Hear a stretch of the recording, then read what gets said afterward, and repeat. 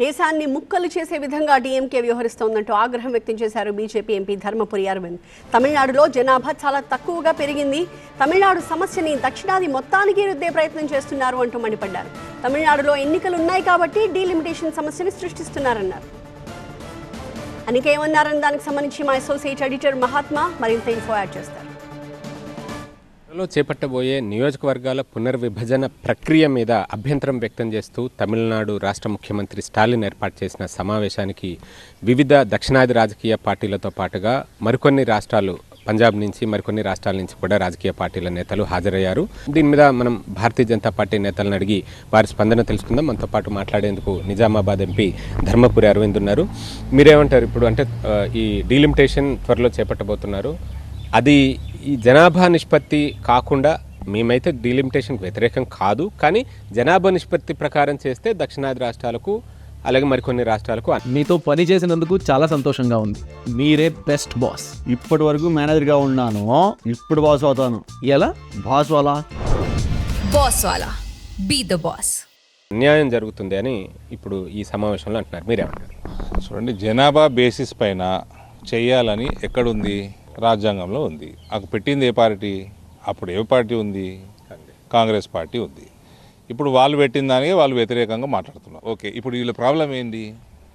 జనాభా నార్త్లో ఎక్కువ పెరిగింది, సౌత్లో తక్కువ పెరిగింది అంటే ప్రోరేటా బేసిస్లో అంటున్నారు వీళ్ళు.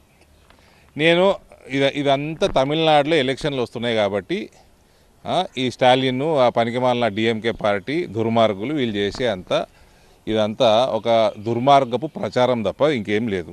తమిళనాడు 2% కంటే తక్కువ పెరిగింది, అటు త్రిపుర వెళ్తే 2.5% కంటే ఎక్కువ పెరిగింది. సో ఇది తమిళనాడులో ఒక రాష్ట్రంలో పాపులేషన్ తక్కువ పెరిగింది. ఇది తమిళనాడు వాళ్ళు దీన్ని సౌత్ ఇండియా అని ఏదో దేశాన్ని విభజిద్దాము అన్న ధోరణిలో పోతూ ఉన్నారు. వీళ్ళకి ఎలక్షన్ అజెండా ఒకటి క్రియేట్ చేయాలి తప్ప వీళ్ళకి దీని మీద చిత్తశుద్ధి లేదు.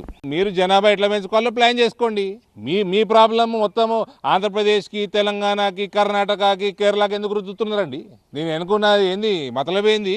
ఇక్కడ డబల్ కాదు ట్రిపుల్ పెరిగినారు ముస్లిమ్స్ హిందువులను కంపేర్ చేస్తే. మరి దీని మీద ఏమంటారు? మరి సపోర్ట్ చేస్తారా? సివిల్ కోడ్కి, ఎన్ఆర్సీకి సపోర్ట్ చేస్తారా? మయన్మార్ వాళ్ళని బంగ్లాదేశ్లో వెళ్ళకూడదామా? చెప్పండి. ఇవన్నీ చెప్పకుండా సోలు పురాణం అంతా మాట్లాడుతూ ఉన్నారు. జనాలకు తగ్గట్టు దేశం నడుస్తుందండి. ఫైనల్గా ఈరోజు జరుగుతున్న మీటింగ్ మీద అక్కడికి వచ్చిన రాజకీయ పార్టీలు వాళ్ళు ఎక్స్ప్రెస్ చేస్తున్న ఒపీనియన్స్ మీద మీరేమంటారు? డీలిమిటేషన్ ప్రక్రియ అన్నది ఎవ్రీ ఫ్యూ ఇయర్స్కి అవుతుంది. నువ్వు జనాభా పెంచుకోయ్యా. నీ ఒక రాష్ట్రాన్ని మొత్తం దేశం మీద తిరుగుతా అంటే ఇట్లా? దేశం మొత్తంలో ఎవడు మరీ ఎక్కువ మరీ తక్కువ ఏం పెరగలేదు. త్రిపుర, ఉత్తరప్రదేశ్, బీహారు, ఆంధ్రప్రదేశ్ సరి సమానంగా దాదాపు అంతే పెరిగినాయి.